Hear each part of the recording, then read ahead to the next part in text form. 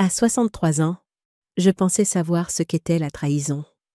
J'avais survécu à un divorce difficile, traversé la tempête du nid vide, et même affronté les messes basses lorsqu'on m'avait refusé une promotion, parce que les femmes de mon âge n'étaient pas assez dynamiques. Mais rien ne m'avait préparé à ouvrir ce cadeau d'anniversaire magnifiquement emballé de mon fils. Des biscuits contenant assez de poison pour me tuer. L'ironie du sort.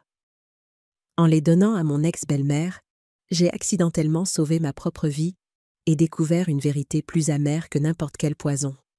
Je m'appelle Hélène Dubois, et aujourd'hui, c'est mon anniversaire. Il y a 3 ans, mon fils a décidé que je ne méritais plus de place dans sa vie. Aucune explication, aucune dispute dont je puisse me souvenir. Juste un silence qui est tombé entre nous comme un rideau de plomb. Impossible à écarter. Je passais mon doigt le long du bord de ma tasse de café, regardant la lumière, hier du soleil accrocher l'émail ébréché. 3 ans sans un appel, pas même une carte quand j'ai eu une pneumonie l'hiver dernier. Rien quand ma sœur est décédée il y a 6 mois. Je m'étais habituée au silence, ou du moins, c'est ce que je me disais. Le quartier de notre petit village de Villeneuve-sur-Cher était calme ce matin. Madame Aubert, de l'autre côté de la rue, arrosait ses rosiers primés. Le jeune Durand est passé à vélo, lançant le journal avec une précision surprenante sur mon paillasson. Une vie normale, prévisible, sûre. Puis, on a frappé à la porte. Pas le tapotement impatient du facteur ou du gamin du coin vendant des calendriers. Juste un coup sec. Puis le bruit de pas qui s'éloignait. J'ai attendu, écoutant le silence qui a suivi, avant de me lever de la balancelle du porche. Le paquet était posé sur mon paillasson. Du papier kraft ordinaire, soigneusement scotché, un fin ruban bleu noué simplement au milieu. Il n'y avait aucun doute sur l'écriture. Je ne l'avais pas vu depuis 3 ans, mais je l'aurais reconnu les yeux fermés. Thibaut. Son écriture était comme un plan d'architecte, précise, sans courbes inutiles, toujours à l'encre bleue. J'ai ramassé le paquet et soupesé son poids dans mes mains. Pas lourd, mais consistant. Je ne l'ai pas ouvert tout de suite. Je suis restée là, pieds nus sur le paillasson, à fixer les lettres soignées qui éplettent mon nom, Hélène Dubois. Je l'ai chuchoté, comme si mon nom pouvait sonner différemment, venant de lui. De retour à l'intérieur, j'ai posé le paquet sur la table de la cuisine. Le café avait refroidi. Je l'ai réchauffé et me suis assise, les mains jointes sur mes genoux, comme si j'attendais d'être interrogée. Après 3 ans de silence, pas même un appel pour ma pneumonie, pas un mot pour le décès de ma sœur. Et maintenant, ça. Finalement, la curiosité l'a emporté. À l'intérieur du papier se trouvait une boîte blanche, et à l'intérieur de celle-ci, nichés dans du papier de soie, comme s'ils étaient fragiles, se trouvaient des biscuits. Des dizaines de biscuits, soigneusement glacés. Chacun différent. Des fleurs bleues, des feuilles dorées, des étoiles saupoudrées de sucre glace, tous faits à la main. Thibaut n'avait jamais fait de pâtisserie de sa vie. Pas de mots, sauf une petite carte collée à l'intérieur du couvercle. Joyeux anniversaire, maman. Repartons à 0. J'ai tenu la carte comme si elle pouvait disparaître si je clignais des yeux. Ma gorge s'est nouée. Pas tout à fait une boule, juste cette douce douleur qui s'insinue quand on veut que quelque chose soit réel, mais qu'on ne lui fait pas encore confiance. Les biscuits semblaient parfaits. Trop parfaits. Chacun décoré avec une précision quasi chirurgicale, tout comme Thibaut lui-même. Toujours précis, toujours parfait. Jamais un cheveu de travers. Jamais un pli sur ses CC, émise. Même enfant, il était comme ça. Je n'en ai pas mangé. J'en avais envie, mais je ne l'ai pas fait. Peut-être par fierté, peut-être par peur, Ou peut-être que c'était quelque chose de plus subtil. Quelque chose que je ne pouvais nommer, mais que je ne voulais pas ignorer. J'ai glissé un biscuit, une étoile délicatement saupoudrée de paillettes argentées, dans une petite boîte en plastique. Je l'ai fermée hermétiquement et l'ai placée au réfrigérateur. J'ai soigneusement réemballé le reste. Je ne savais pas vraiment pourquoi je gardais ce biscuit à part. Une intuition de mère, peut-être, ou simplement le désir de préserver quelque chose de cette branche d'olivier inattendue. Mon téléphone a sonné, me faisant sursauter. L'espace d'un instant, j'ai cru que c'était Thibaut, mais l'écran affichait le nom de Martine Leclerc, la mère de mon ex-belle-fille. Elle avait toujours été bonne avec moi, surtout quand Thibaut était devenu Dista. NT. Hélène? Sa voix chaleureuse a rempli ma cuisine. Joyeux anniversaire, ma chère. Merci, Martine. J'ai souri malgré moi. Comment vas-tu? Oh, occupée comme toujours. La kermesse de la paroisse est demain, et je manque encore de dessert. Ces jeunes se portent volontaires, et puis ils oublient, a-t-elle soupiré avec sa bonne humeur habituelle. Je ne suppose pas que tu aurais le temps de préparer quelque chose? J'ai regardé la boîte de biscuits sur ma table. En fait, dis-je lentement, j'ai peut-être quelque chose pour toi. Après avoir parlé à Martine, je suis restée assise dans ma cuisine pendant un long moment, à fixer la boîte de biscuits. Pourquoi maintenant, après 3 ans de silence? Pourquoi tendre la main le jour de mon anniversaire, et avec des biscuits, de toutes choses? Le Thibault que je connaissais ne faisait pas de pâtisserie. Il cuisinait à peine. Enfant, il refusait même de toucher la pâte, disant que c'était imprévisible et salissant. Pourtant, il y avait là ces biscuits parfaitement décorés. Chacun était une petite œuvre d'art. J'ai passé mes doigts sur le ruban bleu, me souvenant de Thibaut à 8 ans, pliant les serviettes de table avec une précision géométrique, repliant toutes celles qui n'étaient pas parfaitement carrées. Thibaut, à 10 ans, piquant une crise de colère quand j'avais réorganisé le garde-manger par couleur au lieu de par taille, hurlant jusqu'à ce que son visage devienne violet. Thibaut a 12 ans, refusant de me parler pendant une semaine entière après que j'ai oublié d'utiliser la bonne marque de ketchup sur son sandwich. À l'époque, j'appelais ça des manies. Je disais qu'il était particulier, sensible, brillant à l'école, obéissant en public, un enfant modèle sur le papier. Mais je me souvenais aussi de la façon dont il regardait les gens manger, dont il me regardait. Cette fois où j'avais fait des bis, cuits aux noix par erreur, et où il en avait craché un dans la poubelle, puis s'était frotté la bouche jusqu'à ce que ses lèvres saignent. La façon dont il devenait complètement immobile quand il était déçu, comme s'il stockait sa rancœur pour plus tard. J'ai ouvert le réfrigérateur et j'ai regardé l'unique biscuit que j'avais mis de côté. Quelque chose n'allait pas. Appelez ça l'instinct maternel ou la simple méfiance, mais je ne pouvais pas me résoudre à en goûter un. Pas encore. Je devais comprendre pourquoi ils étaient arrivés maintenant, après si longtemps. Mon téléphone a vibré. Un SMS d'Éléonore, la femme de Thibaut, depuis 7 ans. Nous avions été proches autrefois, avant leur éloignement. Joyeux anniversaire, Hélène. J'espère que tu vas bien. T m'a dit qu'il t'avait envoyé quelque chose. Aucune mention de ce que c'était.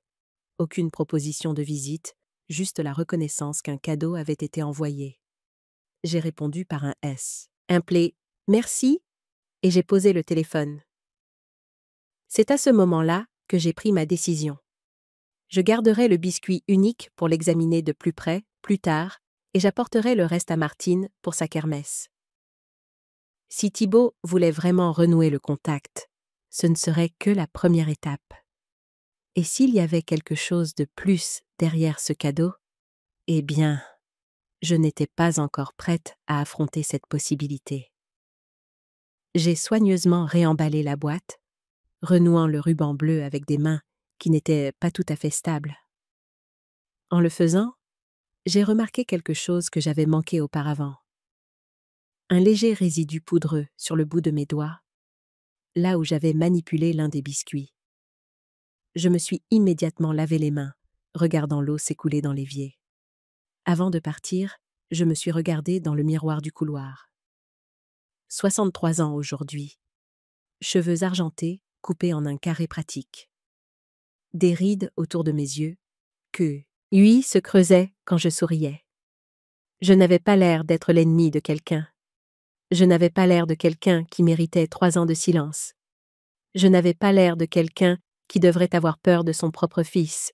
Martine Leclerc habitait à seulement 15 minutes de chez moi, dans une modeste maison de plain-pied, avec des carillons éoliens suspendus à chaque crochet, disponibles sur le porche d'entrée. Quand je me suis garée dans son allée, le soleil était assez bas pour projeter cette douce lumière orangée à travers les arbres, et ses carillons dansaient déjà dans la brise de l'après-midi. Je suis restée assise dans ma voiture un instant, la boîte de biscuits sur le siège passager. Faisais-je ce qu'il fallait? Devrais-je simplement les jeter? Mais cela semblait être du gaspillage. Et si les intentions de Thibaut étaient vraiment innocentes, je jetterais une chance de guérir notre relation. Martine a ouvert sa porte d'entrée avant même que j'aie atteint le perron. « Hélène !» rayonna-t-elle, les bras ouverts. « Entre, entre! Je viens de faire une tisane. » Martine était tout ce que je n'étais pas. Expansive, tactile, perpétuellement joyeuse. Ses cheveux argentés étaient longs et souvent tressés, ses vêtements amples et colorés.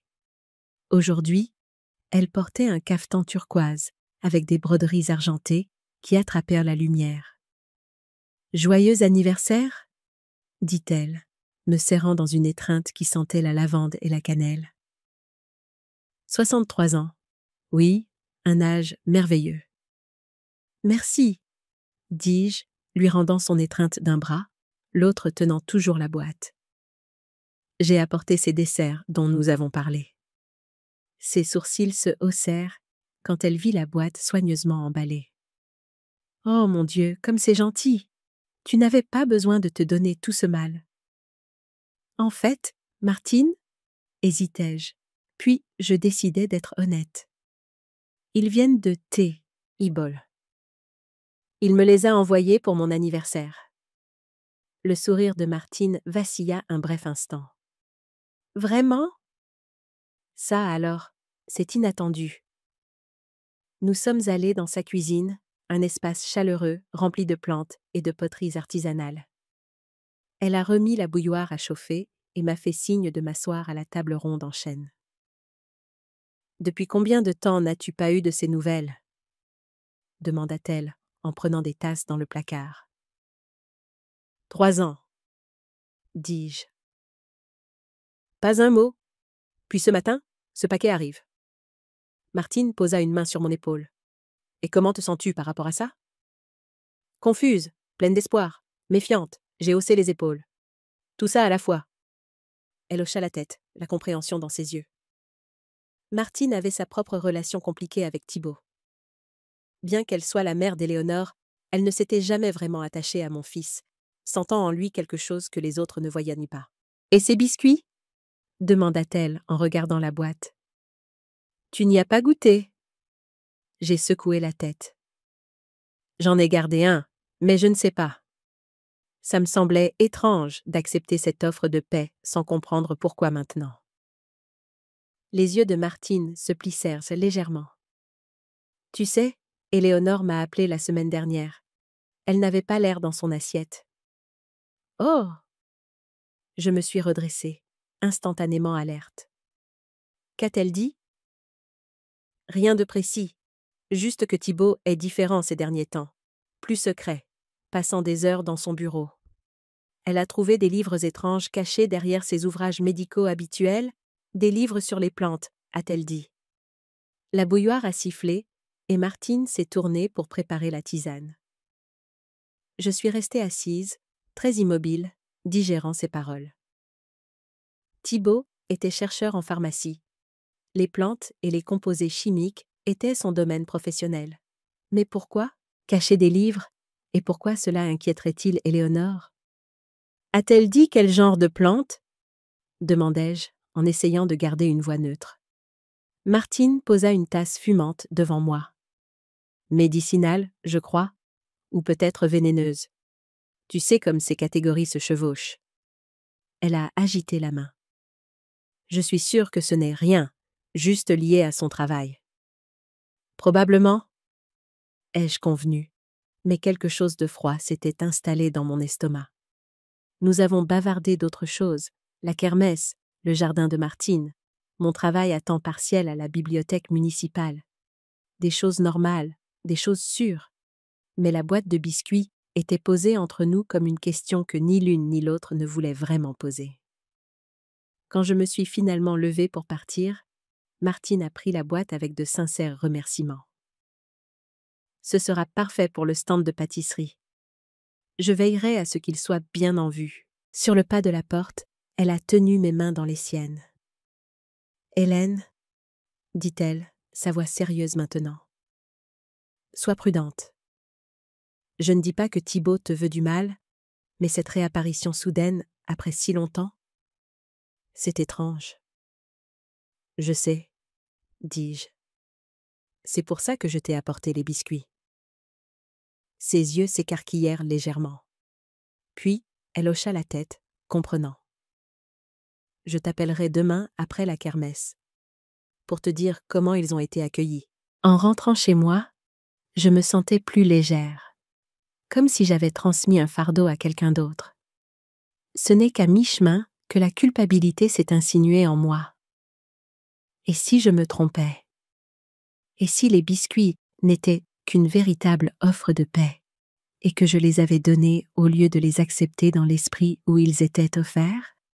Mais ensuite, je me suis souvenu du résidu poudreux sur mes doigts, de l'inquiétude d'Éléonore au sujet des livres cachés et d'autres, et l'habitude d'enfance de Thibaut de conserver les affronts pour une vengeance ultérieure.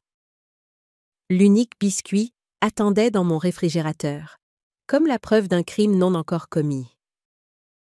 La nuit a été longue, peuplée de souvenirs fragmentés et de questions sans réponse. Je me suis retournée dans mon lit, le silence de la maison semblant plus lourd que d'habitude. Chaque craquement du plancher, chaque murmure du vent à l'extérieur me faisait sursauter. Je repensais à l'enfance de Thibaut, cherchant des indices que j'aurais pu manquer. Je me souvenais de sa fascination pour les réactions chimiques, même les plus simples. Le mélange de vinaigre et de bicarbonate de soude le captivait pendant des heures. Plus tard, au lycée, il avait excellé en chimie, son professeur le qualifiant de prodige. J'avais été si fière. Mais je me souvenais aussi de son manque d'empathie. Lorsqu'un camarade de classe s'était cassé le bras en tombant d'un arbre, Thibaut n'avait montré aucune compassion, seulement une curiosité clinique pour la nature de la fracture. Était-ce là que tout avait commencé? Dans ce détachement froid, cette vision du monde comme une série d'équations à résoudre? L'idée que la cruauté puisse être aussi méthodique, aussi dénuée de passion, était plus terrifiante que n'importe quelle explosion de colère. Je me suis levée et suis allée dans la cuisine, le carrelage froid sous mes pieds. J'ai ouvert le réfrigérateur, la lumière crue illuminant le petit récipient en plastique. Un seul biscuit, une seule décision qui avait peut-être changé le cours de ma vie. Je l'ai sorti et l'ai posé sur le comptoir. L'étoile argentée scintillait. C'était beau. Un objet d'art, une tentation, et potentiellement une arme. J'ai pensé à Martine, à sa confiance, à sa joie de vivre. L'imaginer demain, disposant fièrement ses biscuits sur sa table de kermesse, me donnait la nausée. Et si j'y avais tort?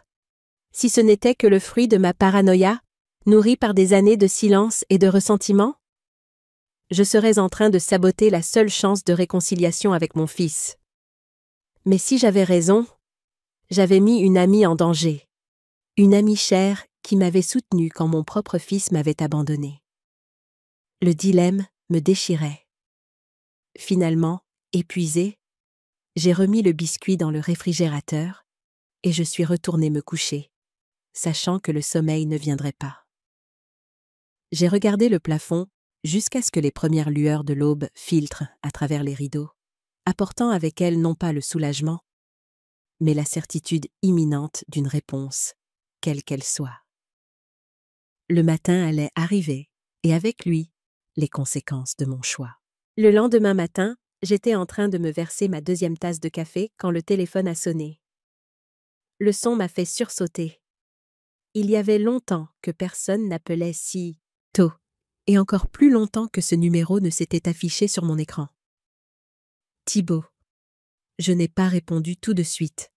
Ma main planait au-dessus du téléphone comme s'il pouvait me brûler. L'appel a vibré une fois de plus avant que je ne décroche. Allô? Salut, maman. Sa voix, douce et désinvolte, a glissé à travers la ligne comme si rien ne s'était passé. Comme si 3 ans de silence ne s'étaient pas déposés entre nous comme des sédiments. Joyeux anniversaire. Un peu en retard, je sais. Thibaut. Je me suis assise lentement, agrippant la tasse à 2 mains. J'ai reçu ton paquet. Oui. Un petit rire. Je n'étais pas sûre que tu le recevrais. Je n'étais pas sûre que tu l'ouvrirais, honnêtement. Je l'ai ouvert, c'était inattendu. Il y eut un silence, puis il demanda, d'un ton un peu trop désinvolte. Alors, ils étaient comment? Les biscuits. J'ai pris une profonde inspiration. Oh, je ne les ai pas mangés. Quoi? Quoi pas? Il y avait une pointe d'agacement dans sa voix maintenant. Je les ai donnés à Martine pour la kermesse de sa paroisse. La ligne est devenue complètement silencieuse. J'ai éloigné le téléphone de mon oreille pour vérifier si l'appel avait été coupé. Ce n'était pas le cas. Tu les as donnés à Martine. Sa voix était différente maintenant, plus tranchante. La chaleur s'était évaporée. Oui, dis-je lentement. Elle a toujours aimé les sucreries. Et moi, eh bien, je ne savais pas quoi en faire. Il ne parle pas pendant un long moment. Je pouvais entendre sa respiration, tendue et irrégulière. Puis, doucement d'abord, mais avec une force croissante. Tu as fait quoi? Les mots m'ont frappé comme une gifle. J'ai cligné des yeux, stupéfaite. Thibaut, qu'est-ce qui ne va pas? Ils n'étaient pas pour elle, lança-t-il sèchement. Ils étaient pour toi, uniquement pour toi. Sa voix se cassa, non pas de tristesse, mais est-ce d'autre chose? De la frustration, peut-être même de la panique. Je ne pouvais pas le dire. Je suis restée assise, figée, le café refroidissant dans mes mains. Je ne savais pas, dis-je, ma voix faible. Bien sûr que tu ne savais pas. L'amertume transpirait, épaisse et suffocante. Tu ne sais jamais. Il a raccroché avant que je puisse dire quoi que ce soit d'autre. La tonalité bourdonnait à mon oreille. J'ai posé le téléphone lentement, fixant le comptoir. Mon cœur battait dans ma poitrine. Pas vite, mais profondément, comme s'il voulait se faire entendre. Uniquement pour toi. C'est ce qu'il avait dit. Je me suis levée, je suis allée au réfrigérateur et je l'ai ouvert. Le petit récipient était toujours là, un biscuit parfait, intact. J'ai refermé le réfrigérateur et me suis appuyée contre le comptoir, soudainement glacée. C'est alors que l'autre téléphone a sonné, le fixe dans le couloir. Presque plus personne ne l'utilise. Je me suis dirigée vers lui, la peur se propageant déjà en moi. Le combiné du téléphone fixe a grésillé quand je l'ai décroché, comme s'il avait oublié comment transporter une voix. Hélène? C'était Éléonore, la femme de Thibaut. Sa voix était tendue, cassante. Oui, Éléonore. Qu'est-ce qui ne va pas? Mais je le savais déjà, d'une manière ou d'une autre. C'est Martine. Elle est à l'hôpital. Je me suis assise sans le vouloir, là, dans le couloir. Que s'est-il passé? Elle s'est effondrée ce matin, des vomissements, désorientée. Je pensais que c'était une grippe, mais ça a empiré. Elle ne pouvait plus se tenir debout. Elle était confuse. La voix d'Éléonore s'est étranglée. Les urgences disent qu'ils ne trouvent rien de concluant. Ils font des tests maintenant. Ma bouche est devenue sèche. A-t-elle mangé quelque chose d'inhabituel? Une pause. Elle a mentionné des biscuits. Elle a dit que tu les avais apportés. Je les lui ai donnés. Je lui ai donné la boîte qu'il m'a envoyée. Éléonore ne parlait pas. Je pouvais entendre les bruits de l'hôpital en arrière-plan. Des moniteurs, des talons sur le carrelage, un chariot qui grinçait dans un couloir. « Tu penses qu'ils auraient pu la rendre malade ?» demanda-t-elle finalement. J'ai dégluti. « Je ne sais pas. Je n'en ai pas mangé moi-même. » Un autre silence. « Si tu penses à quoi que ce soit, n'importe quoi, tu me le diras. »« Oui, » murmurai-je. « Bien sûr, Éléonore. » Nous avons raccroché et je suis restée assise là, dans la pénombre du couloir, à fixer le mur. Le soleil du matin s'était estompé derrière les nuages, laissant le salon dans une brume terne. Je n'ai pas allumé les lumières. Je n'ai pas bougé pendant un long moment. Plus tard, après la tombée de la nuit, j'ai erré dans la cuisine, avec l'instinct sans but de quelqu'un qui cherche de l'ordre.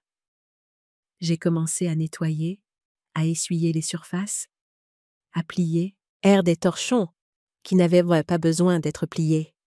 J'ai ouvert la poubelle pour la vider et j'ai vu quelque chose près du fond. Une petite bouteille en plastique transparent, comme celles qui contiennent des vitamines. Pas d'étiquette, juste un léger anneau de poudre blanche collé à la paroi intérieure. J'ai tendu la main et l'ai ramassée, la tournant dans mes mains. Elle n'était pas à moi. Je ne l'avais jamais vue auparavant. Le bouchon était encore bien vissé. J'ai ouvert le réfrigérateur. Le biscuit était toujours là, niché dans son petit récipient, comme s'il avait attendu ce moment. Mes mains tremblaient en le sortant. Je ne me souvenais même plus pourquoi je l'avais gardé. Une petite douceur pour plus tard, une petite gentillesse pour moi-même. Maintenant, je ne pouvais pas le regarder sans me sentir mal. J'ai apporté le biscuit et la bouteille vide dans mon bureau et je les ai posés sur le bureau. La lumière de la lampe faisait y faiblement scintiller les cristaux de sucre. Je me suis assise et j'ai croisé les mains, les fixant tous les deux comme s'ils pouvaient scier les premiers. Étais-je la cible? Était-ce destiné à moi? Les questions flottaient là, trop énormes pour être touchées. Plus tard, juste avant de me coucher, j'ai appelé le laboratoire où travaillait Delphine Royer. Elle me devait une faveur depuis des années, lorsque j'avais aidé son fils à traverser une période difficile. Je n'ai pas dit grand-chose, juste que j'avais besoin de faire tester quelque chose discrètement. Elle a dit qu'elle pouvait me retrouver le matin. J'ai raccroché et je suis restée au milieu de la pièce pendant un long moment avant d'éteindre la lumière. Dans le silence, je pouvais encore entendre la voix de Thibaut dans ma tête. « Tu as fait quoi ?» Le biscuit est resté dans le réfrigérateur cette nuit-là. La peur aussi. Le laboratoire était niché derrière un complexe de cabinets médicaux à la périphérie de la ville. Le genre d'endroit que vous ne remarqueriez jamais, sauf si vous le cherchiez. Je me suis garée sur le parking arrière, à l'abri du soleil matinal qui chauffait déjà l'asphalte. Delphine Royer est venue elle-même à ma rencontre, sa blouse de laboratoire trop impeccable pour une heure si matinale. À 61 ans, elle se déplaçait avec l'assurance de quelqu'un qui avait gagné chaque cheveu gris grâce à une expertise durement acquise. Ses yeux sombres ne manquaient rien, scrutant mon visage avec une précision scientifique. « Hélène » me salua-t-elle avec une brève étreinte. « Ça fait trop longtemps. »« Merci de faire ça, » dis-je, serrant mon sac à main où j'avais soigneusement placé le récipient scellé avec le biscuit et la bouteille vide. Elle m'a fait entrer par une porte latérale, utilisant son badge pour accéder à un couloir qui sentait l'antiseptique et la climatisation. « Alors, dit-elle une fois, et que nous fûmes seuls dans un petit bureau. C'est le genre de faveur que je vais regretter. » J'ai essayé de sourire, mais je n'y suis pas tout à fait parvenue. « Dis-moi juste ce qu'il y a dedans. » Elle a haussé un sourcil, mais n'a pas insisté. C'était tout Delphine. Directe, pratique, discrète. C'est pourquoi je l'avais appelée elle, au lieu d'aller à la gendarmerie avec mes soupçons. J'avais besoin de savoir d'abord. J'avais besoin d'être sûre. J'ai posé le récipient et la bouteille sur son bureau. Le biscuit vient d'un paquet que mon fils m'a envoyé pour mon anniversaire. Sa belle-mère a mangé des biscuits similaires et est maintenant à l'hôpital. La bouteille, je l'ai trouvée dans ma poubelle. Elle n'est pas à moi. L'expression de Delphine n'a pas changé, mais sa posture s'est redressée. Symptômes ? Vomissement, désorientation, faiblesse. Elle a hoché la tête et a pris le récipient, examinant le biscuit sans l'ouvrir. Tu penses que les deux sont liés ? Ce n'était pas une question, mais j'ai répondu quand même. J'ai besoin de savoir. Je vais faire des analyses complètes, dit-elle, redevenant professionnelle. Ça prendra quelques heures. Tu veux attendre ou je t'appelle ? Je vais attendre, dis-je, incapable d'imaginer rentrer chez moi dans une maison vide avec cette épée de Damoclès au-dessus de ma tête. Elle a hoché la tête et a disparu par la porte du laboratoire avec les 2 articles, me laissant seule avec mes pensées. Je me suis assise sur une chaise près de la fenêtre, regardant le parking se remplir au fur et à mesure que la matinée avançait. Des infirmières arrivant pour leur service, des patients se déplaçant lentement vers leur rendez-vous. La vie normale continuait alors que la mienne semblait suspendue. Mon téléphone a vibré. Éléonore. Martine stabilisée pendant la nuit, mais toujours pas de diagnostic. Les médecins font d'autres. Et tests. Où es-tu ? J'ai hésité, puis j'ai tapé. J'essaie de trouver des réponses. J'arrive bientôt à l'hôpital. J'ai rangé le téléphone et j'ai fermé les yeux. Les souvenirs revenaient, non sollicités. Thibaut a 16 ans, disséquant une grenouille sur la table de la cuisine. Sa concentration absolue, insensible à la vie récente de la créature. Thibaut a 18 ans, recevant son acceptation à l'université avec un sourire froid, me disant « Maintenant, je vais apprendre des choses qui comptent de vraiment. » Thibaut a 25 ans, me présentant Éléonore avec une main dans le bas de son dos qui semblait plus possessive qu'affectueuse. Avais-je manqué les signes ? Avais-je choisi de les ignorer, espérant que l'âge adulte lisserait ses angles vifs ? Ou l'avais-je simplement trop aimé pour le voir clairement ? Delphine est revenue juste après midi, le visage grave. Elle a fermé la porte derrière elle et s'est assise en face de moi. « C'est de la onitine, dit-elle, sans préambule. De l'aconite napelle. Très toxique, Hélène. Certainement pas quelque chose qui a sa place dans la nourriture. » La pièce a semblé basculer légèrement. Je me suis agrippée aux accoudoirs de ma chaise. « Tu es sûre ? J'ai fait plusieurs tests. Il n'y a pas d'erreur. » Elle s'est penchée en avant. La concentration est suffisamment importante pour provoquer une maladie grave, voire la mort chez une personne vulnérable.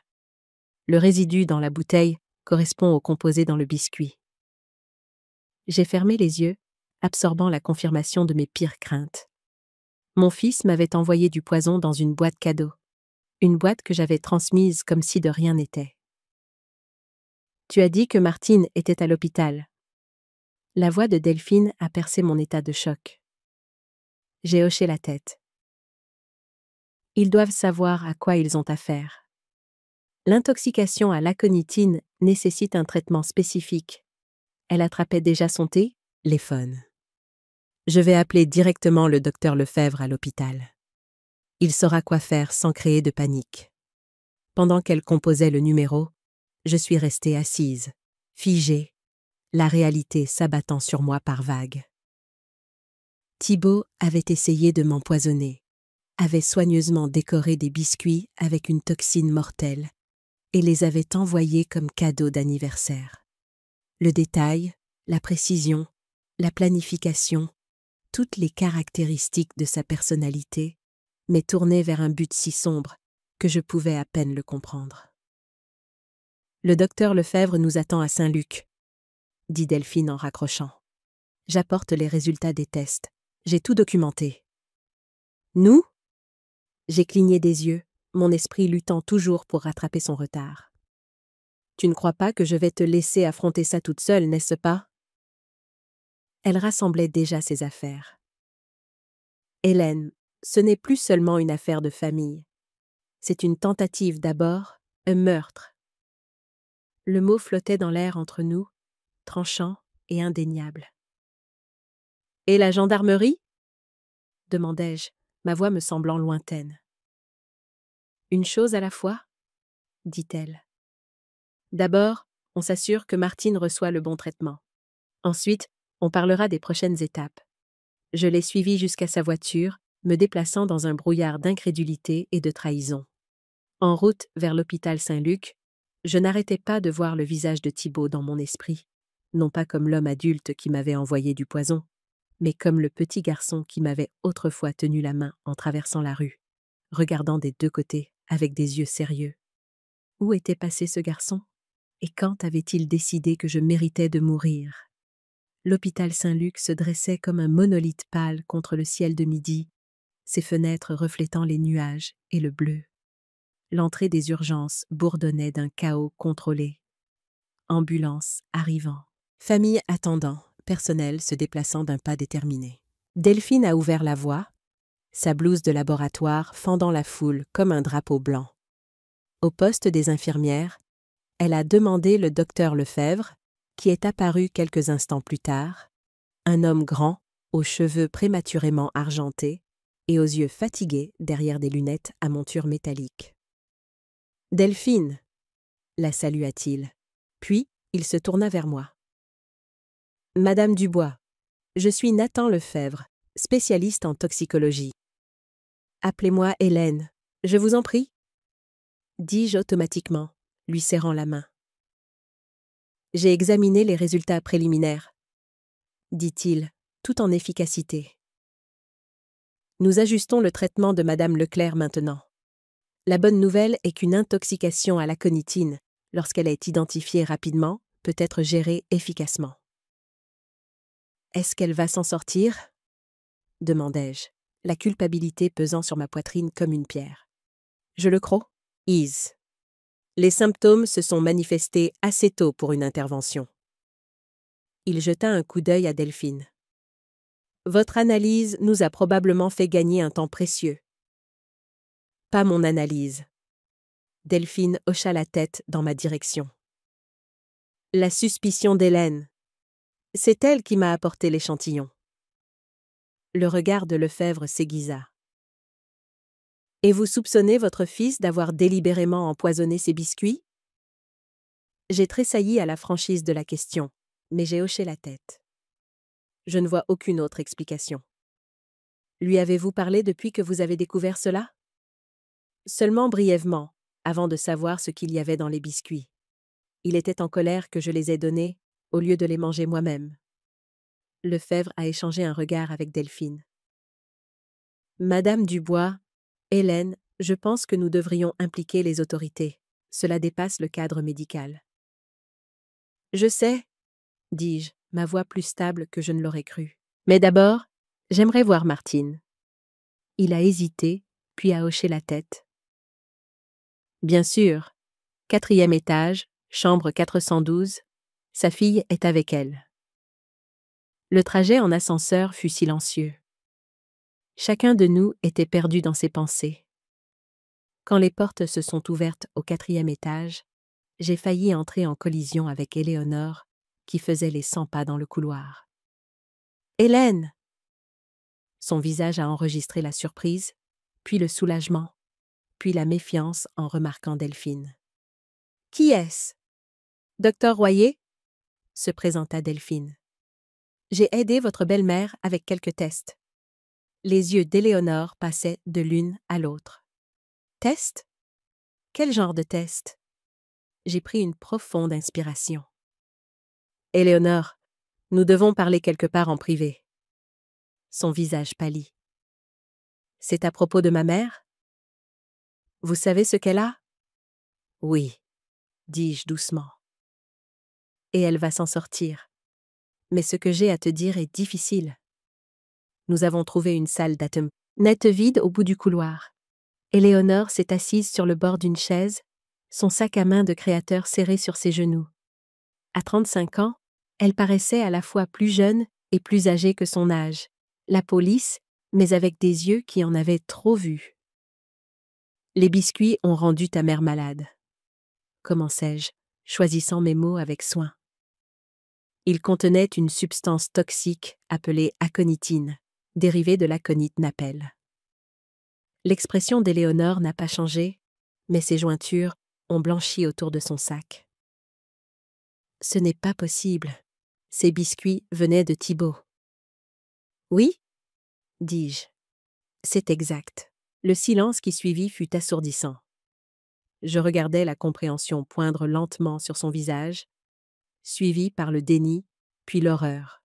« Non » murmura-t-elle. « Non, ce n'est pas possible. Thibaut ne ferait pas ça. Il ne pourrait pas. » « Le docteur Royer l'a confirmé, » dis-je en désignant Delphine. Et j'ai trouvé une bouteille vide dans mes mires à poubelle qui contenait des traces de la même substance. La respiration d'Éléonore s'accéléra. « C'est de la folie. Vous êtes en train de dire que mon mari a essayé de vous empoisonner. Les preuves le suggèrent. »« Quelles preuves ?»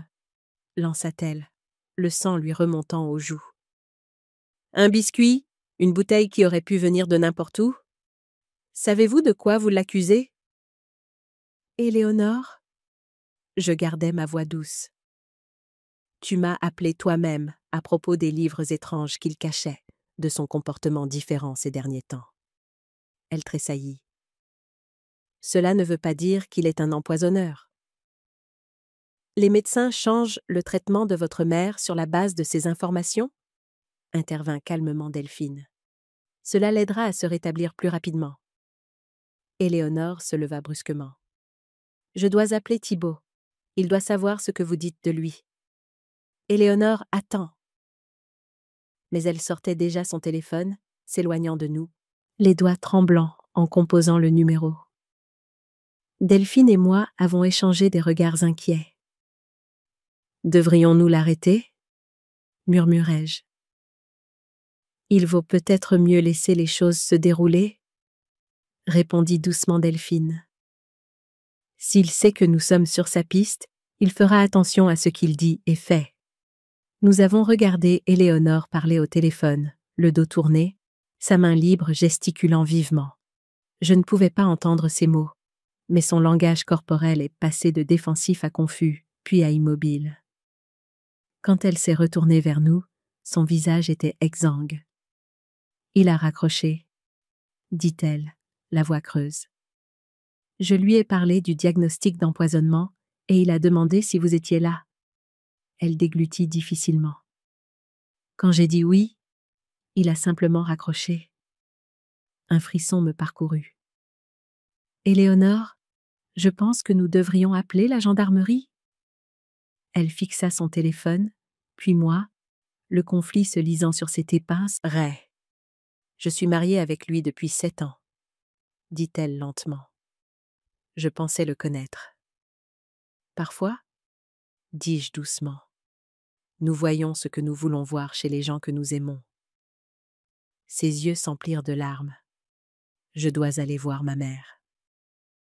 Alors qu'elle partait, Delphine me toucha le bras. Je vais parler à la sécurité de l'hôpital. Si Thibaut décide de venir ici, ils doivent être préparés. J'ai hoché la tête, soudainement épuisée.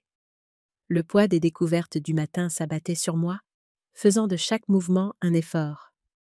Je vais rester avec Martine, lui dis-je. C'est la moindre des choses. La chambre de Martine était sombre et silencieuse, à l'exception du bip régulier des moniteurs.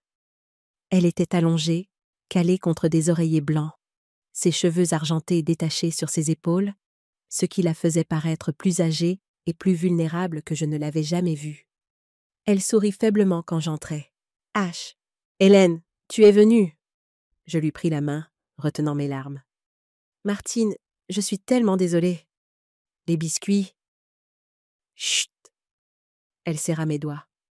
Éléonore m'a dit « Ce n'est pas ta faute. »« Si, ça l'est, » insistai-je. J'aurais dû savoir que quelque chose n'allait pas. Je n'aurais jamais dû te les apporter. Et alors ce serait toi dans ce lit, dit-elle simplement.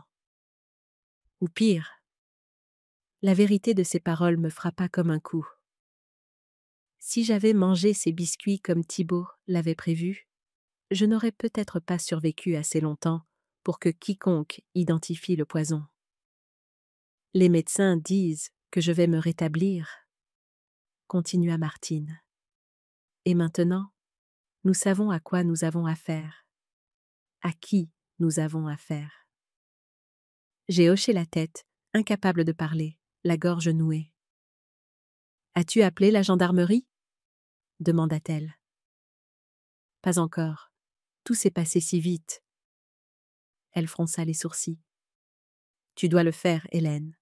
On ne peut pas le laisser. » Elle essayait à nouveau. « Je sais, » murmurai-je. « Je le ferai. » Nous sommes restées assises en silence pendant un moment, la gravité de la situation s'installant autour de nous comme de la poussière. Mon fils, que j'avais porté, élevé et aimé, avait essayé de me tuer et, en échouant, avait failli tuer quelqu'un d'autre. Mon téléphone a vibré avec un SMS, numéro inconnu. « J'ai besoin de te voir seule. Rentre à la maison. » T. Mon cœur a raté un battement. J'ai montré le message à Martine, dont les yeux se sont écarquillés. « Tu ne peux pas y aller ?» dit-elle immédiatement. « C'est trop dangereux. »« Si je n'y vais pas, il pourrait disparaître, » raisonnai-je, bien que la peur me parcourt.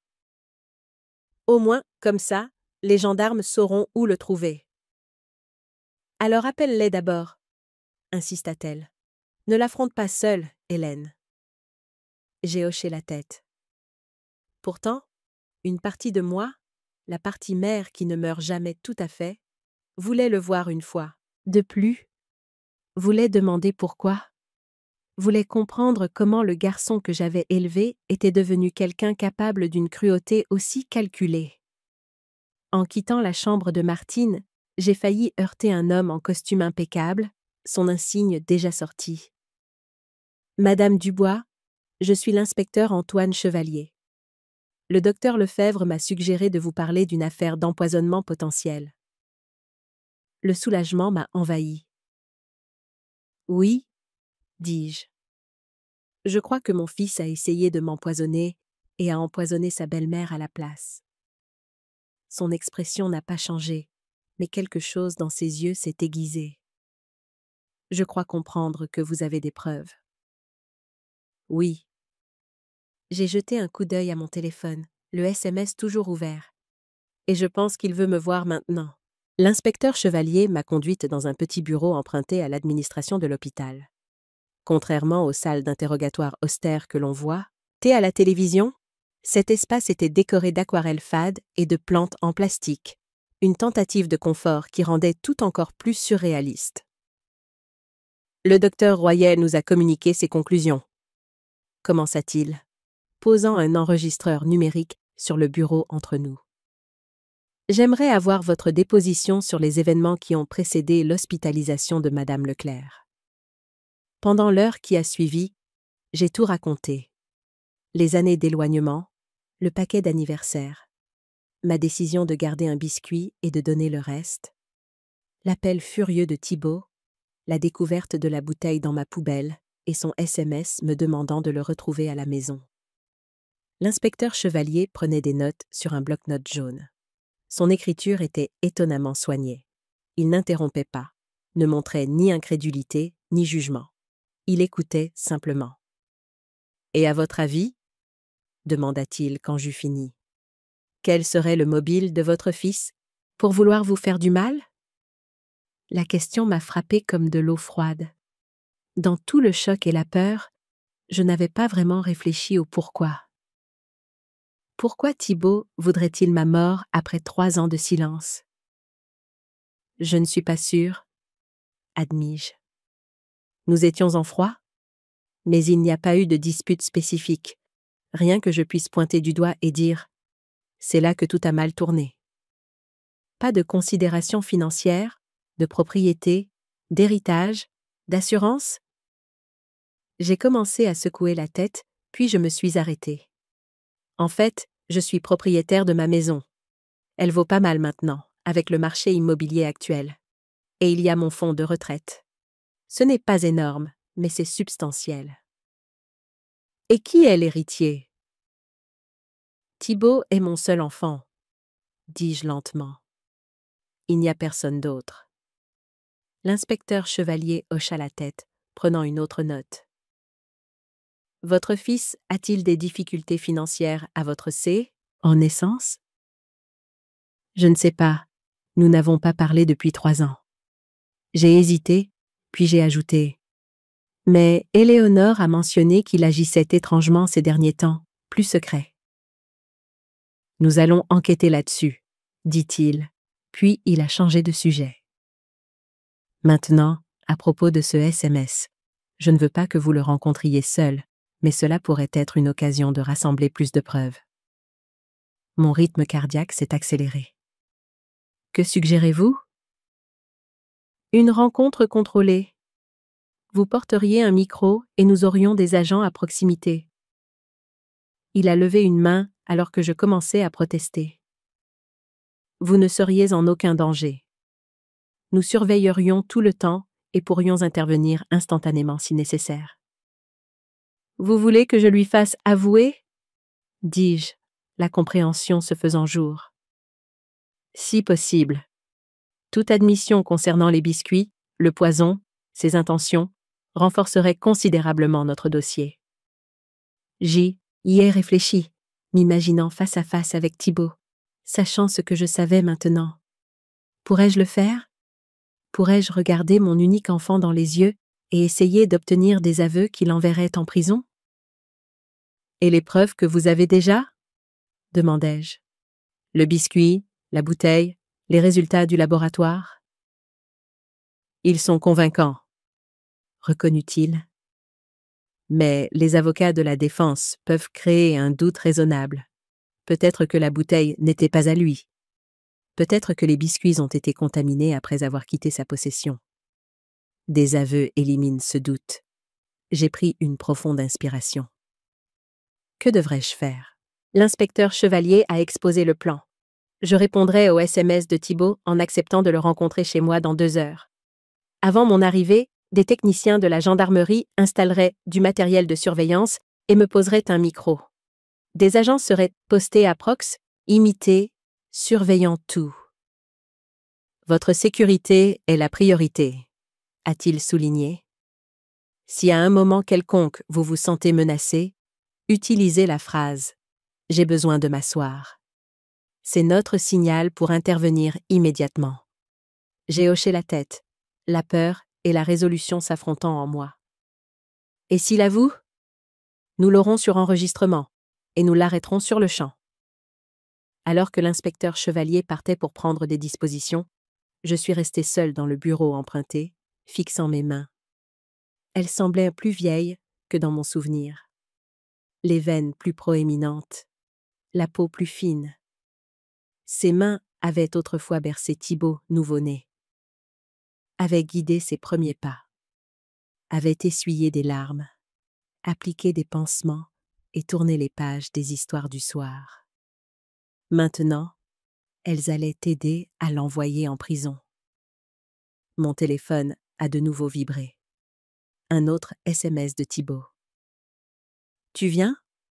J'ai besoin de me expliquer. » Avec des doigts tremblants, j'ai tapé. « J'arrive dans 2 heures. Nous devons parler. Sa réponse est venue presque immédiatement. Merci. Viens seul. J'ai posé le téléphone et j'ai fermé les yeux. Les souvenirs m'assaillaient, non sollicités. Thibaut, à 5 ans, me présentant un dessin de notre maison. Chaque fenêtre et chaque porte méticuleusement placées. Thibaut, à 13 ans, expliquant un concept scientifique complexe, avec une patience inhabituelle pour son âge. Thibaut, à 21 ans, debout, grand dans sa toge de diplômé, un rare sourire sincère sur son visage en acceptant son diplôme. Où tout cela avait-il mal tourné? La capacité à une telle cruauté calculée avait-elle toujours été là?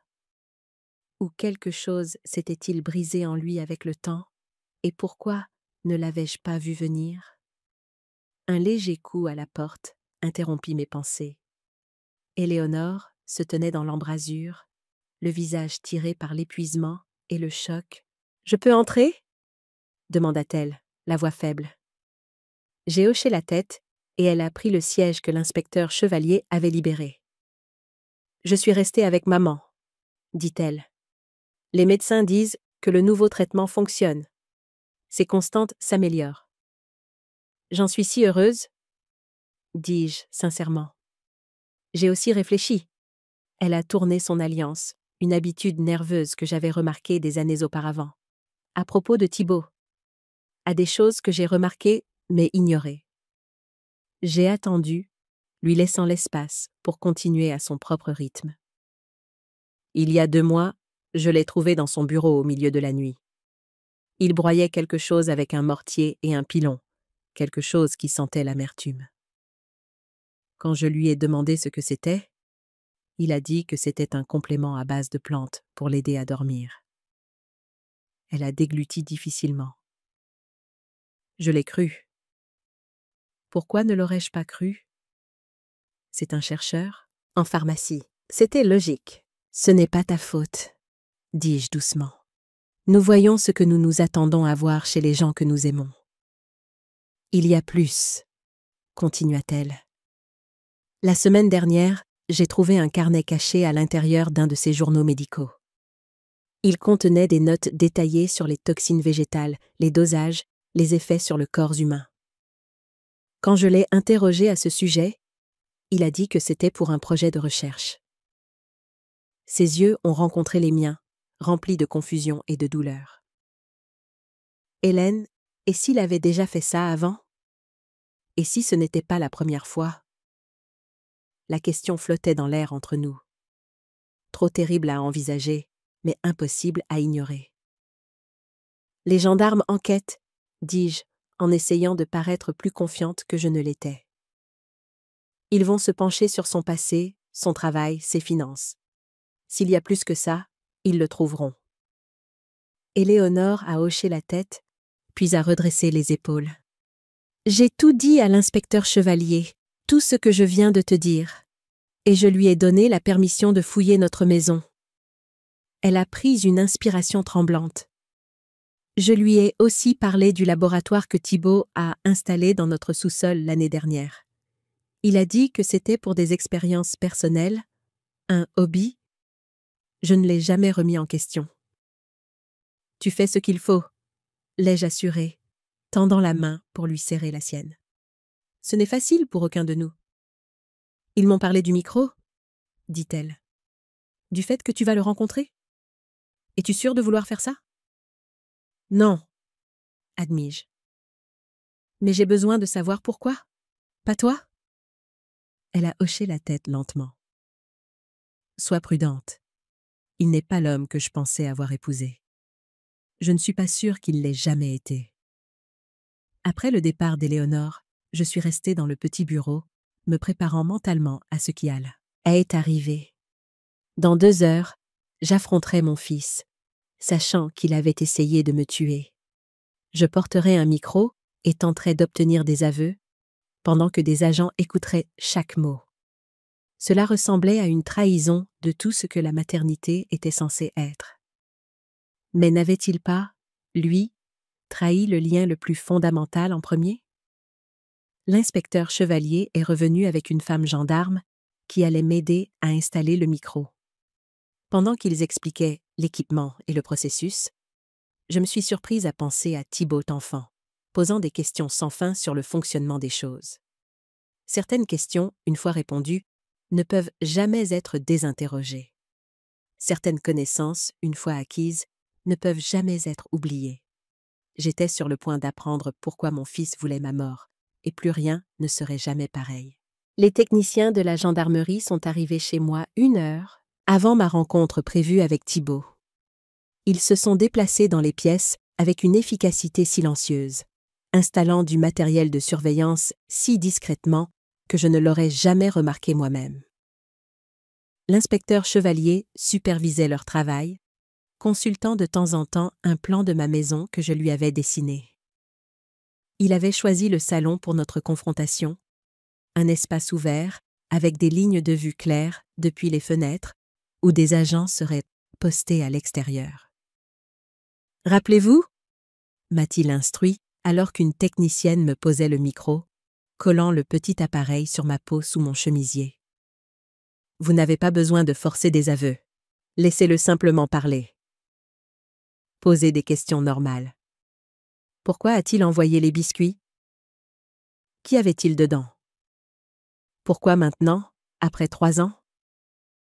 J'ai hoché la tête, la bouche trop sèche pour parler. La technicienne m'a adressé un sourire compatissant, et en finissant son travail. « On ne voit rien, n'est-ce pas ?» ai-je demandé en me regardant. « Absolument rien, » m'a-t-elle assuré. Le micro est complètement dissimulé. L'inspecteur Chevalier m'a tendu une petite oreillette. Ceci nous permet de communiquer avec vous si nécessaire. C'est pratiquement invisible une fois en place. Alors que j'insérais l'appareil, il a continué. Des agents seront postés ici, ici et ici. Il a indiqué des emplacements sur le plan de la propriété. Si vous avez besoin d'une assistance immédiate, utilisez la phrase dont nous avons discuté. Sinon, essayez de le faire parler le plus longtemps possible. Et s'il admet avoir empoisonné les biscuits? Ma voix me semblait étrange, détachée et calme, malgré la terreur qui bouillonnait en moi. Nous interviendrons et procéderons à l'arrestation, a dit l'inspecteur Chevalier. Mais votre sécurité passe avant tout. S'il s'agite ou si vous vous sentez menacé de quelque manière que ce soit, utilisez la phrase signal immédiatement. J'ai pris une profonde inspiration, lissant mes vêtements avec mes mains.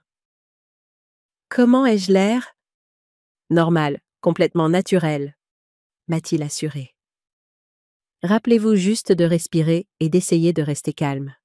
Alors que les techniciens terminaient leur travail et quittaient la maison, Delphine est arrivée.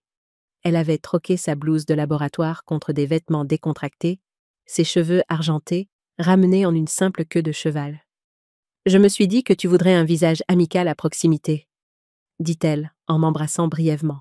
« Je serai dans la fourgonnette de surveillance avec l'inspecteur Chevalier. »« Merci, » murmurai-je, reconnaissante au-delà des mots pour sa présence. « Le biscuit et la bouteille sont solidement enregistrés comme preuve, » m'a-t-elle dit. Et Martine continue de s'améliorer. Éléonore est avec elle. J'ai hoché la tête, le soulagement aimant m'envahissant à la nouvelle du rétablissement de Martine. Au moins, mon rôle involontaire dans son empoisonnement n'aurait pas l'issue la plus terrible.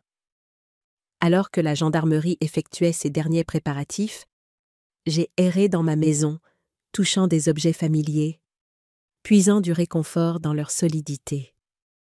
L'horloge comtoise dans le couloir qui avait appartenu à mon père, la bibliothèque remplie de livres de poche bien usés, le petit bol en céramique où je gardais mes clés.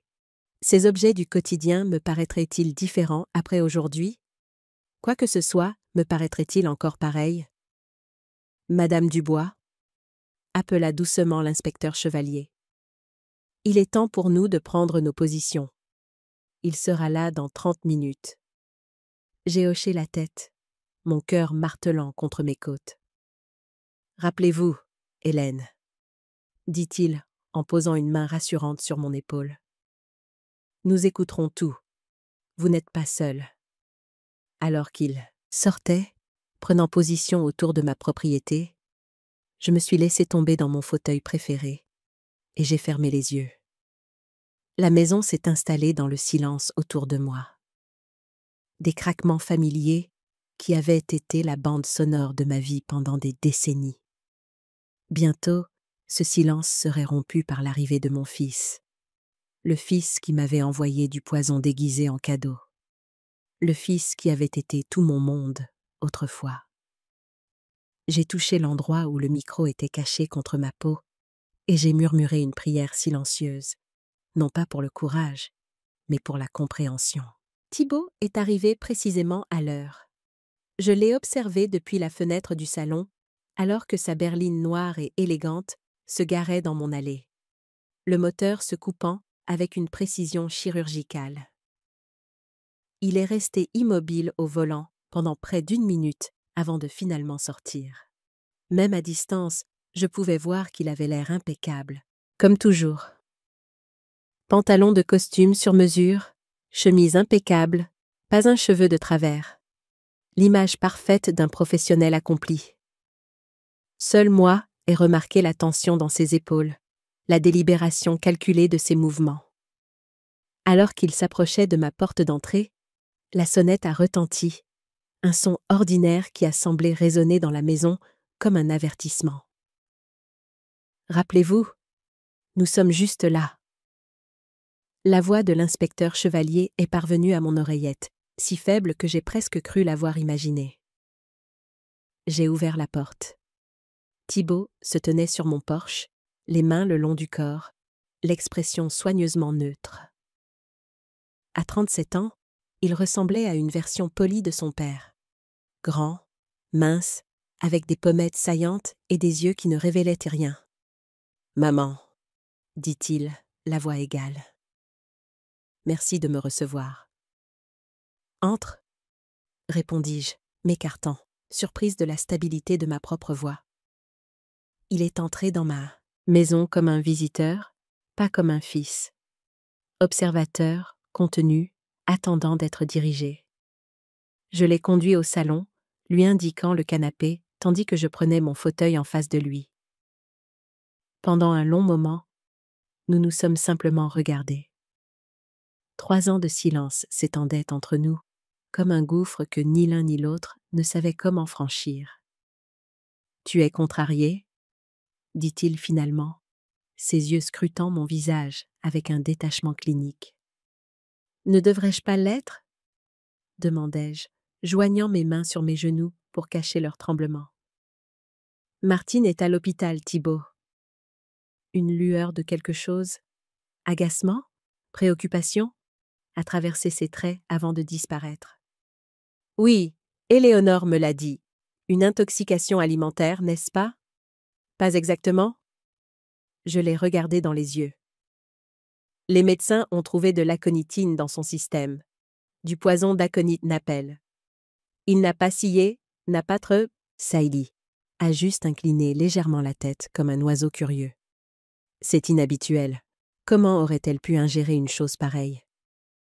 Les biscuits, dis-je simplement. Ceux que tu m'as envoyés pour mon anniversaire. Ceux que je lui ai donnés. Maintenant, il a réagi. Un léger resserrement autour de sa bouche. Un plissement de ses yeux. Ces biscuits étaient pour toi, maman. Uniquement pour toi. J'ai été très claire. Tu l'as été ? Reconnus-je. Tu étais très contrarié quand tu as appris que je les avais donnés ? Bien sûr que j'étais contrarié. Sa voix a pris une pointe d'agacement. J'ai passé des heures à les faire. Ils ont été spécialement conçus pour toi. Spécialement conçus ? Répétai-je, les mots amers sur ma langue. Avec de l'extrait d'aconite napel ? Le silence qui suivit fut absolu. Thibaut ne bougeait pas, ne parlait pas, me regardait simplement avec des yeux qui semblaient calculer les risques en réponse. « Je ne sais pas de quoi tu parles, » dit-il enfin, la voix parfaitement contrôlée. « Je pense que si. Je me suis légèrement penchée en avant. J'ai gardé un biscuit, Thibaut. Je l'ai fait analyser. Une autre lueur sur son visage. La surprise rapidement masquée. Analysé par qui? Est-ce que ça a de l'importance? Les résultats étaient concluants. Il se leva brusquement, faisant les 100 pas jusqu'à la fenêtre et revenant, une énergie contenue irradiant de lui que je n'avais jamais vue auparavant. C'est absurde. De quoi m'accuses-tu? Exactement. D'avoir essayé de t'empoisonner, ta propre mère. Pourquoi maintenant? Demandai-je, ignorant son déni. Après 3 ans de silence, pourquoi m'envoyer quoi que ce soit? Il cessa de faire les 100 pas, le dos tourné, les épaules rigides. Je voulais renouer le contact. Est-ce si difficile à croire? Avec des biscuits empoisonnés? Il se retourna et, pendant un instant, juste un instant, son masque tomba.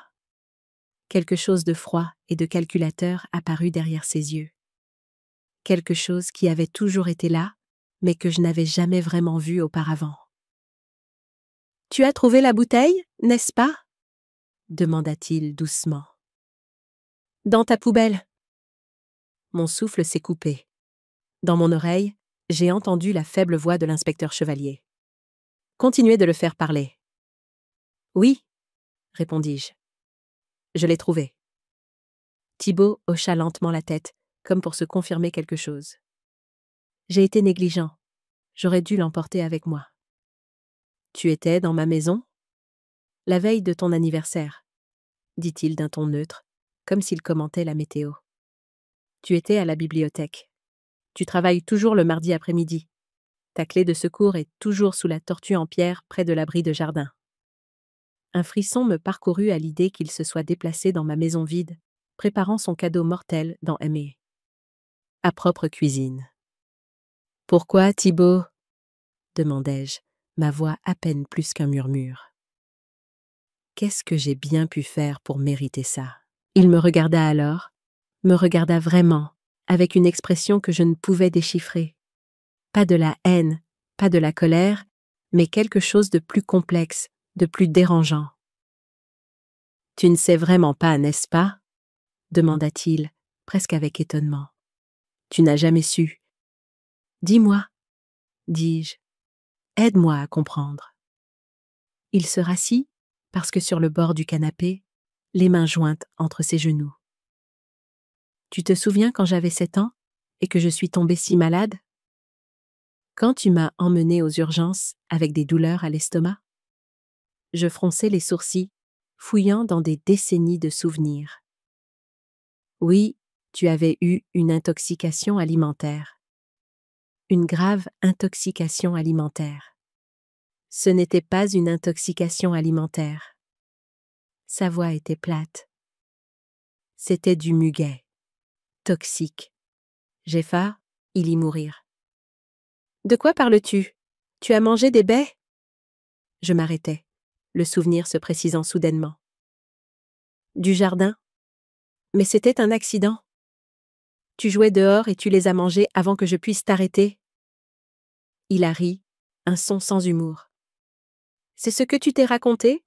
C'est ce dont tu te souviens? » « C'est ce qui s'est passé, » insistai-je, la confusion et la peur grandissant en moi. « Non, » dit-il en se penchant en avant. « Tu m'as forcé à les manger. Tu as dit que c'était des baies spéciales, qu'elles me rendraient plus fort? » Je le fixais, horrifié. Ça n'est jamais arrivé. Jamais je n'aurais... Si. Sa voix s'éleva pour la première fois, craquant d'émotion. Je m'en souviens parfaitement. Tu m'as conduit au jardin, tu as cueilli les baies toi-même, et tu m'as dit de les manger. Puis, tu as regardé pendant que je tombais malade. Tu ne m'as emmené à l'hôpital que lorsque je ne pouvais plus m'arrêter de vomir. Je secouai la tête, abasourdi par l'accusation, par la conviction absolue dans sa voix. Ce n'est pas vrai. Ce n'est pas ce qui s'est passé. Tu l'as toujours nié? dit-il, sa voix retombant à son ton contrôlé. Chaque fois que j'en parlais quand j'étais enfant, tu disais que je me souvenais mal, que j'étais confus à cause de la fièvre. Mais je n'étais pas confus, maman. Je me souviens de chaque détail. J'ai lutté pour donner un sens à ses paroles, aux souvenirs déformés qu'il avait portés toutes ces années. Thibaut, je t'ai trouvé dans le jardin. Tu avais déjà mangé les baies. Je t'ai transporté aux urgences immédiatement. Encore des mensonges, dit-il doucement. Toujours des mensonges. Pourquoi aurais-je essayé d'empoisonner mon propre enfant ? Demandai-je, désespéré de briser cette illusion. Parce que je n'étais pas parfait, répondit-il immédiatement. Parce que j'avais fait une bêtise ce matin-là. J'avais renversé du jus sur Tanara. P.P. préféré, tu étais si en colère ? La précision de son récit me glaça. Il n'inventait pas cela sur le champ. Il portait cette version déformée des événements depuis 30 ans, la nourrissant, construisant sa réalité autour d'elle. Et tu penses que j'ai essayé de te tuer pour du jus renversé ? Demandai-je, essayant de garder ma voix égale. Pas tuer. Donner une leçon. Ses yeux étaient lointains maintenant, voyant un passé qui n'avait jamais existé.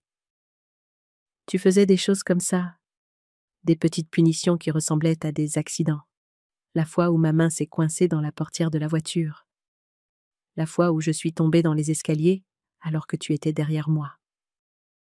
Chaque accusation frappait comme un coup physique, des accidents d'enfance ordinaires transformés dans son esprit en actes de cruauté délibérée. Thibaut, dis-je avec précaution.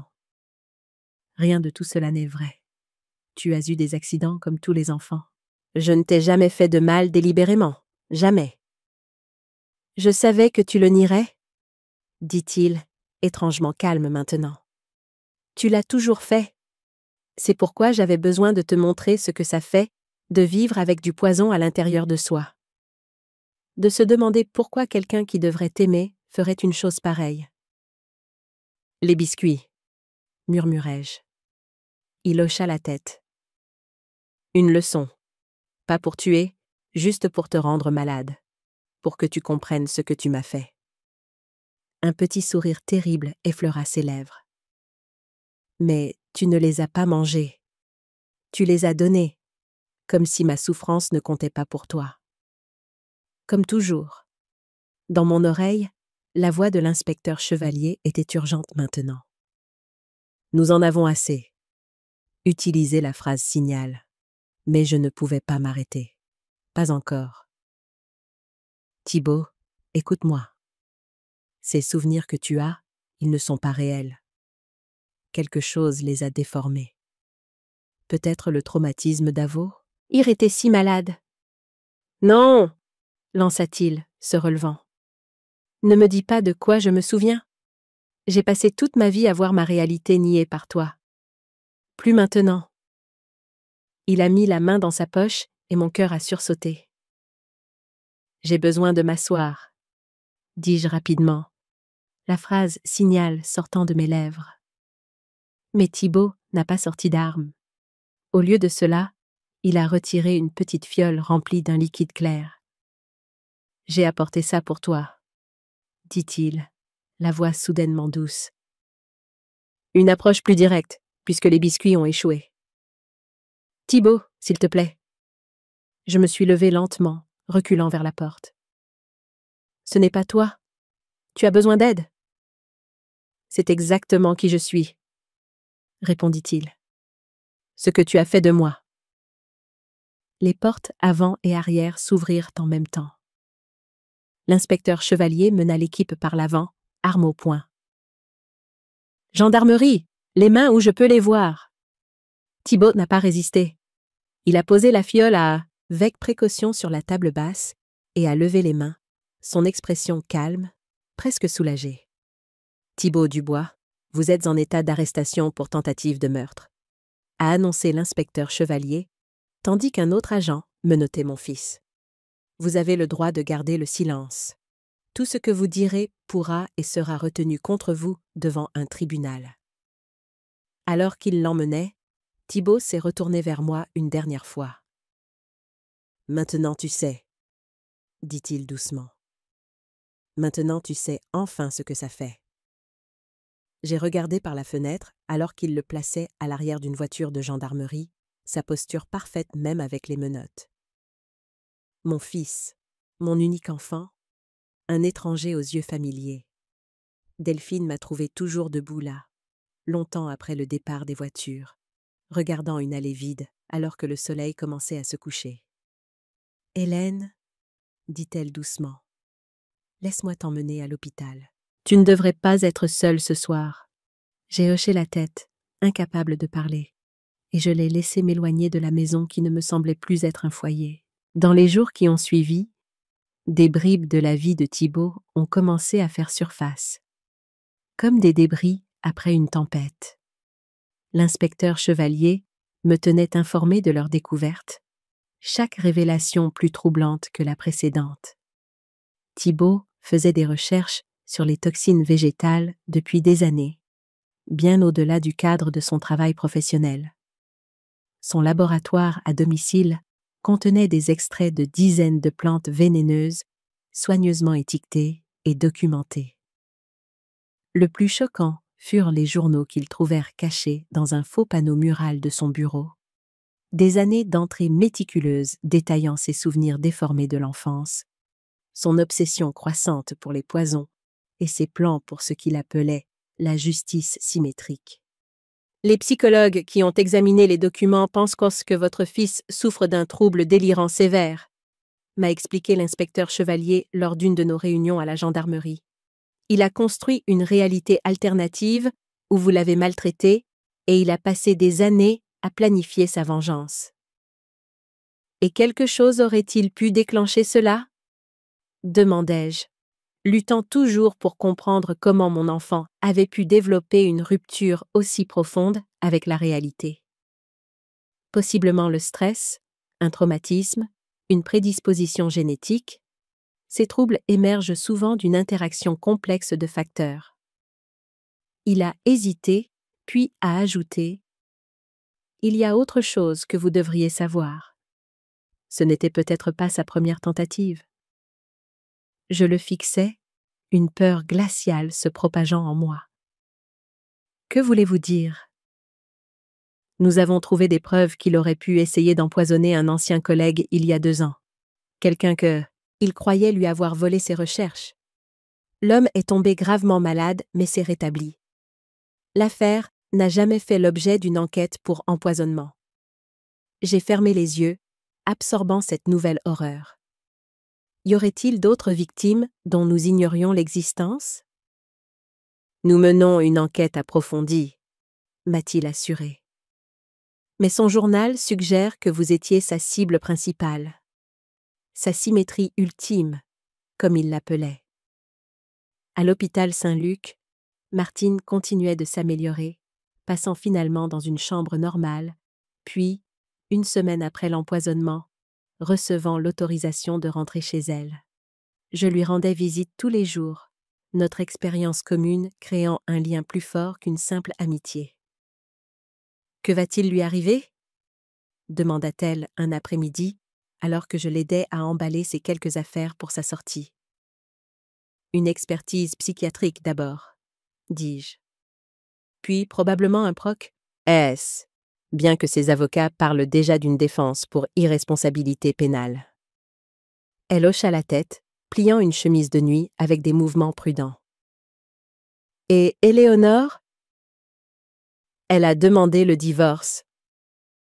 Les mots me semblaient encore étranges à prononcer. « Elle reste chez sa sœur pour l'instant ? » « Et toi, Hélène ?»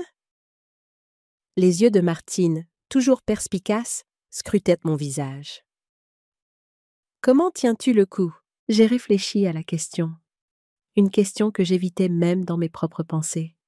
« Je ne sais pas, » admis-je. J'ai l'impression d'avoir vécu dans une réalité pendant que Thibaut vivait dans une autre. Et maintenant, je ne sais plus quelle partie de notre vie ensemble ont été réelles. Elle me prit la main, sa poigne encore faible, mais déterminé. L'amour était réel, Hélène.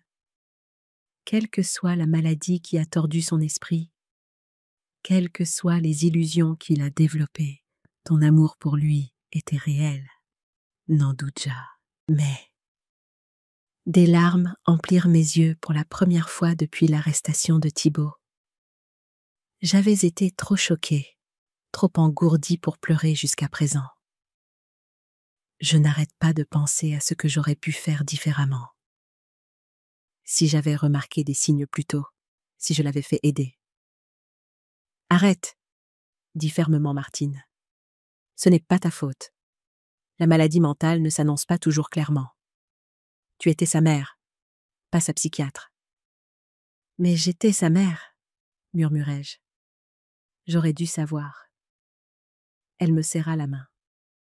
Parfois, les personnes les plus proches de nous sont les plus difficiles à voir clairement. Nous les regardons à travers le prisme de notre amour, de nos espoirs, de notre histoire commune. Ne te torture pas avec des « et si ». Alors que Martine se rétablissait chez elle, je me suis plongée dans la coopération avec l'enquête, fournissant les dossiers médicaux de l'enfance, des photographies, des bulletins scolaires et tout ce qui pourrait aider les procureurs et les experts psychiatriques à comprendre la progression des délires de Thibaut. Un après-midi pluvieux, j'ai rencontré le docteur Lise Vasseur, la psychiatre légiste chargée d'évaluer Thibaut. Elle était plus jeune que je ne l'imaginais, avec des yeux vifs et une manière compatissante qui me mit à l'aise malgré le sujet difficile. « Madame Dubois, » commença-t-elle, « je veux être claire sur le fait que notre conversation d'aujourd'hui ne vise pas à attribuer des responsabilités.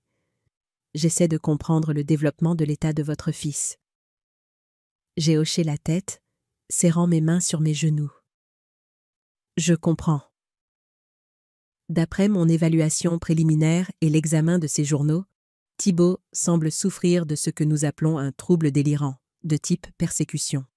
Il a construit un système de croyances élaboré dans lequel vous l'avez systématiquement maltraité tout au long de son enfance. « Et je ne l'ai pas fait, » dis-je, les mots sonnant creux, même à mes propres oreilles, après des semaines à tout remettre en question. « Je vous crois, » dit-elle doucement. Il n'y a aucune preuve pour étayer ces affirmations, et de nombreuses preuves les contredisent. Ces dossiers médicaux montrent des maladies et des blessures infantiles normales, sans schéma qui déclencherait des enquêtes pour maltraitance. « Alors pourquoi ?» demandai-je, la question qui me hantait depuis ce jour dans mon salon. « Pourquoi croit-il que ces choses sont arrivées ?» Le docteur Vasseur se pencha légèrement en avant. Les troubles délirants commencent souvent par un germe de vérité qui se déforme avec le temps. Dans le cas de Thibaut, le grave incident d'empoisonnement quand il avait 7 ans semble être ce germe. C'était traumatisant, effrayant et au-delà de sa compréhension d'enfant. « Il a mangé des baies du jardin, » dis-je. « Du muguet. Je l'ai trouvé en taie, rein de vomir et je l'ai transporté aux urgences. » Elle hocha la tête. Cela correspond aux dossiers médicaux. Mais dans l'esprit de Thibaut, cet événement a été recadré. Au lieu d'un accident, c'est devenu un acte de malveillance délibérée. Une fois que cette croyance a pris racine, d'autres expériences d'enfance normales, chutes, accidents, moments de discipline, ont été réinterprétés à travers ce prisme. Aurait-on pu l'empêcher ? Demandai-je, la question que je redoutais le plus. Possiblement, avec une intervention précoce, mais ces troubles peuvent être insidieux, se développant sous la surface pendant des années avant de se manifester clairement. Elle hésita, puis ajouta « Thibaut est très intelligent, capable de maintenir une façade de normalité tout en nourrissant ses délires en privé. Même ses plus proches, sa femme, ses collègues, n'ont eu que des aperçus de son véritable état. » J'ai pensé à Éléonore qui avait vécu avec lui pendant 7 ans, sans reconnaître pleinement l'étendue de sa maladie.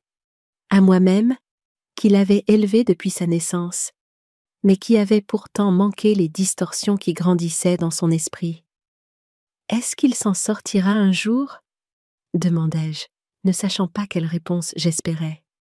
Avec un traitement approprié, son état peut être géré, dit prudemment le docteur Vasseur. Mais les troubles délirants sont notoirement difficiles à traiter, surtout lorsqu'ils ont été renforcés pendant des décennies. Les délires sont devenus fondamentaux pour son identité, sa compréhension de lui-même, de son passé. Et son avenir? Cela dépendra de la procédure judiciaire et de la décision du tribunal sur sa responsabilité pénale. Elle me regarda droit dans les yeux. Mais quel que soit le résultat, Thibaut aura besoin de soins psychiatriques à long terme. J'ai hoché la tête, un étrange mélange de chagrin et de soulagement m'envahit, sans chagrin, pour le fils que je croyais connaître, pour la vie qu'il aurait pu avoir. Soulagement qu'il reçoive enfin l'aide dont il avait besoin, même si elle arrivait trop tard pour empêcher les dégâts qu'il avait causés.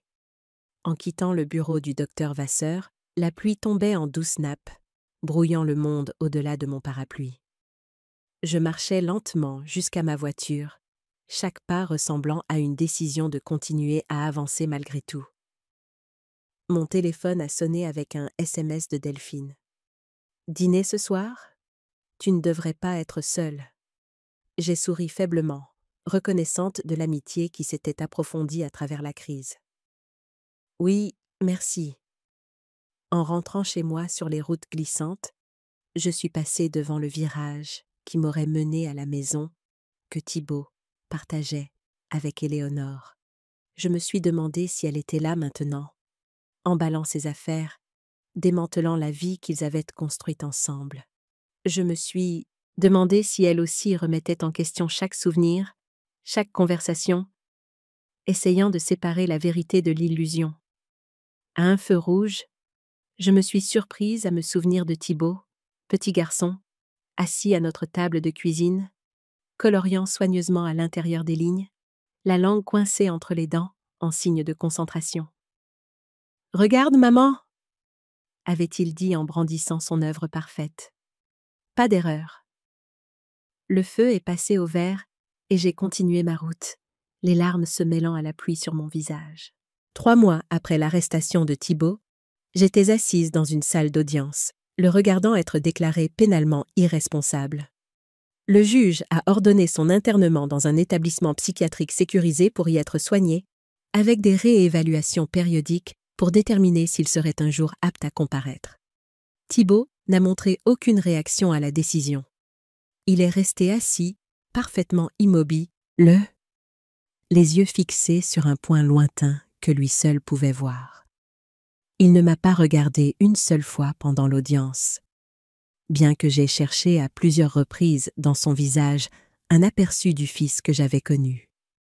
À l'extérieur du palais de justice, Éléonore s'est approchée de moi avec hésitation. Notre relation s'était transformée en quelque chose de fragile, mais de sincère, suite au traumatisme partagé. « Ça va ?»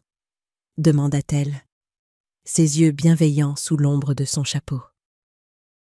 Je ne sais plus ce que « ça va » veut dire, admis-je, mais je survis. Elle hocha la tête, la compréhension dans son regard. Le divorce a été finalisé hier. Je suis désolée, dis-je, sincèrement. Malgré tout, je savais qu'elle l'avait aimé. Ne le sois pas. C'est mieux ainsi. Elle hésita, puis ajouta. Je retourne vivre dans le sud le mois prochain. Un nouveau départ. Tu garderas le contact? Demandai-je, surprise de voir à quel point je voulais qu'elle dise oui. Bien sûr. Elle me serra brièvement la main. Nous sommes toujours de la même famille, Hélène. Différemment d'avant, mais toujours de la même famille. Alors qu'elle s'éloignait, j'ai réalisé la vérité de ses paroles. La famille, ce n'était pas seulement le sang et les liens juridiques. C'était Martine qui m'apportait de la soupe quand je ne pouvais pas manger. C'était Delphine qui appelait tous les jours pour prendre de mes nouvelles. C'était l'inspecteur Chevalier qui passait encore de temps en temps pour s'assurer que j'étais en sécurité. La famille, c'était ceux qui restaient à vos côtés lorsque l'impensable se produisait. Ce soir-là, je me suis assise sur la balancelle de mon Porsche, regardant le coucher de soleil peindre le ciel de nuances d'orange et de rose. Le jardin commençait à montrer des signes du printemps à venir, des crocus perçant le sol, des bourgeons se formant sur le cornouiller. J'avais enlevé le muguet des mois auparavant, déterrant chaque bulbe et chaque racine. À sa place, j'avais planté de la lavande et de la sauge, des herbes connues pour leurs vertus apaisantes et protectrices. Mon téléphone a sonné avec un SMS de Martine. Club de lecture demain, 14 heures. Pas d'excuses. J'ai souri, tapant en réponse. Je serai là. La maison vide derrière moi ne me semblait plus être un rappel de la perte, mais un espace attendant d'être rempli d'un nouveau but. Je m'étais porté volontaire dans une association d'aide aux victimes, utilisant mon expérience pour aider d'autres personnes à surmonter des traumatismes et des trahisons. La semaine suivante, je commencerai une formation pour devenir accompagnatrice de victimes dans le système judiciaire. La vie ne serait plus jamais la même. Le fils que j'avais élevé était parti. Peut-être n'avait-il jamais vraiment été celui que je croyais. Mais j'étais toujours là, toujours en vie, ours, capable de créer du sens à partir du chaos. Alors que l'obscurité tombait, je suis rentrée, allumant les lumières sur mon passage. Fini de rester dans l'ombre. Fini d'avoir peur de ce qui pourrait se cacher dans les coins sombres de ma vie. Demain viendrait avec ses propres défis, son propre deuil, mais il viendrait, et je l'accueillerais, plus âgé, plus sage, et non plus seul. Dans la cuisine, je me suis arrêtée devant le réfrigérateur où une seule photo était maintenue par un aimant. Thibaut a 5 ans, riant sur une balançoire, son visage illuminé d'une joie simple. Je l'ai touché doucement, honorant l'enfant qu'il avait été, pleurant l'homme qu'il était devenu. Puis, je me suis fait une tisane et me suis assise à table avec un bloc-notes, commençant à esquisser des plans pour le jardin communautaire que je voulais créer au centre d'aide. Un lieu de croissance et de renouveau où les plantes vénéneuses n'auraient pas leur place. Dehors, les carillons éoliens chantaient dans la brise du soir. Un cadeau de Martine, suspendu là où le son pouvait m'atteindre pendant mon sommeil. Un rappel que la beauté pouvait émerger même des circonstances les plus sombres, si seulement nous avions le courage d'écouter.